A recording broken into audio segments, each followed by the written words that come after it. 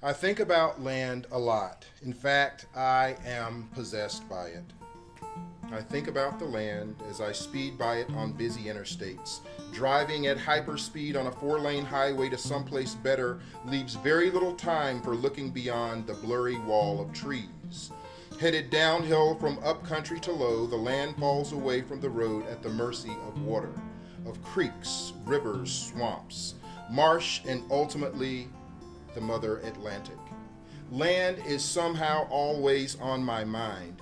I think this is because I'm missing the land from which I came. The pastures, fields, woods, the creeks and bottoms of my home place. My obsession is born of the land in Edgefield that nurtured me. Land in the middle of nowhere that meant everything to me.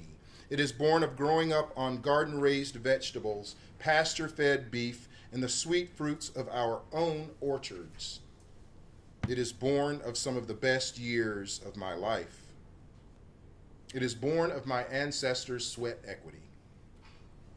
These ancestors toiled on the land as enslaved, eventually owning some of it and then giving away many of its riches for pennies on the dollar. I don't expect everyone to feel the same way that I do about land.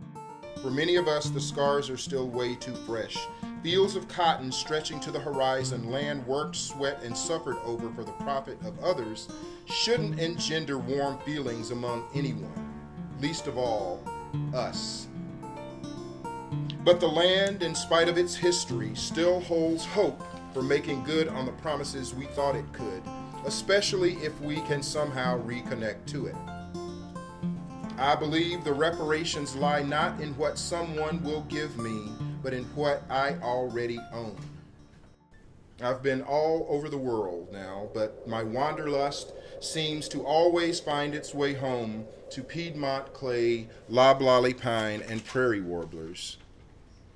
And though I can't be at the home place that used to be, I've been lucky.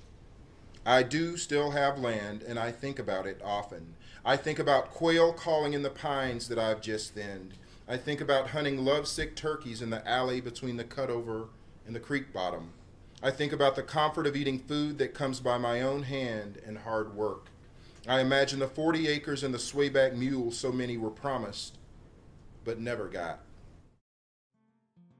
As we write memoir, as we relate place, as we relate faces to those places, past and present and perhaps future, I think memoir is an important tool. And so for me, again, it's been sort of this constant meditation on from whence I came. And so coming back home to Edgefield, coming back home to a place that for most of its history was filled with more hate than hope, it's a place that I look at for the ecological value that it holds, for what it brought my family through and to this point.